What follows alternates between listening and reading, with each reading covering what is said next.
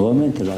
Grazie, solo un brevissimo saluto perché non posso, non devo togliere tempo ai bravi relatori di stasera. Ringrazio l'associazione Nino Carus e il suo attivissimo presidente Fausto Mura per tutte le iniziative importanti che porta sul territorio.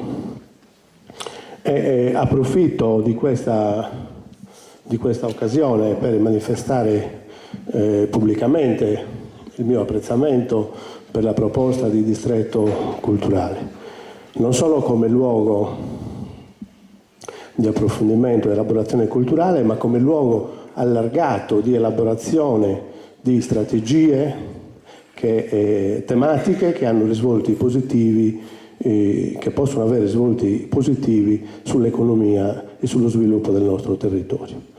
Stamattina, come diceva Fausto Mura, c'è stato un convegno di una parte del sindacato che ha posto l'accento sulle problematiche del lavoro e sono stato io stesso a sottolineare quanto sia strategico ed importante il tema dei trasporti e della logistica legata nell'economia e soprattutto nel lavoro del nostro territorio. Quindi quanto mai è opportuno fare un focus su questo argomento. Per cui ascolterò con attenzione tutto ciò che posso, perché come diceva Fausto, purtroppo si sono concentrati troppi eventi, alcuni sovrapposti, e non so se potrò stare fino alla fine dei lavori, ma vi auguro buon lavoro e grazie per la vostra presenza qui a Macomer.